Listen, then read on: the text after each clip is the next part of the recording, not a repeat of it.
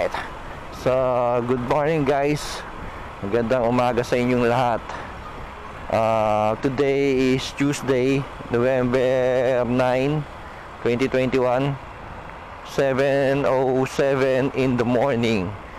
So, vlog na to guys ay check natin yung ginawa nating DIY na external microphone dito sa Supremo 4K Plus. Check natin yung audio quality niya, kung maganda yung pagkagawa or maganda kapag nilagyan niyo siya ng external microphone. Kung clear ba yung audio habang nagmomotor ka. Kasi yung dati wala pang external microphone itong Supremo 4K Plus action camera natin na OEM is mahina yung pickup niya ng audio pag doon lang tayo naka-rely sa internal microphone niya. So ang ginawa natin, nag-improvise tayo, binuksan natin yung Supremo 4K Plus action cam natin, tapos doon sa part ng microphone is nagtap tayo ng wire. Yung wire na ginamit ko is galing sa sirang portable DVD player. Actually guys, marami kayong makukuha doon mga wire pati mga audio socket na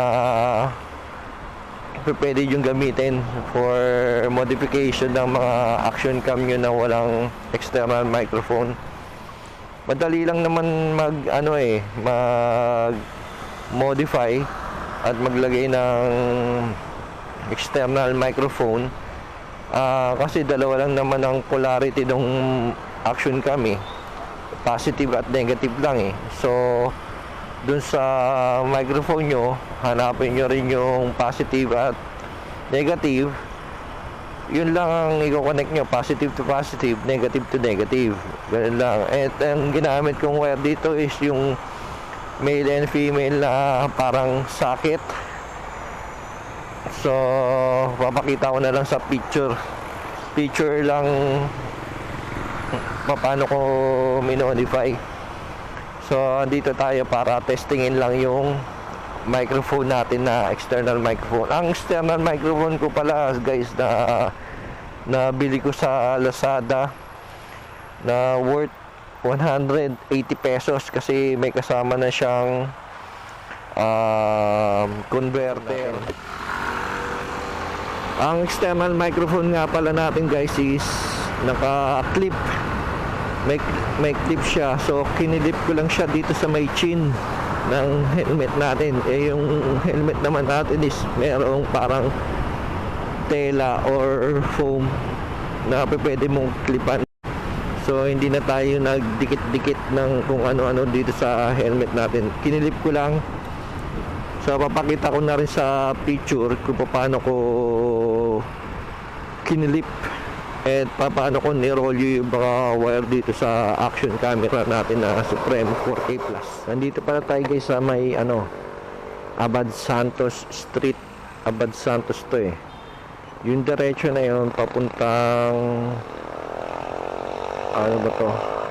Rizal Avenue sa may LRT. Pag dinaretso yung kabila naman papuntang Luneta City Hall ng Maynila, papuntang Ross Boulevard, yung pakabilang side.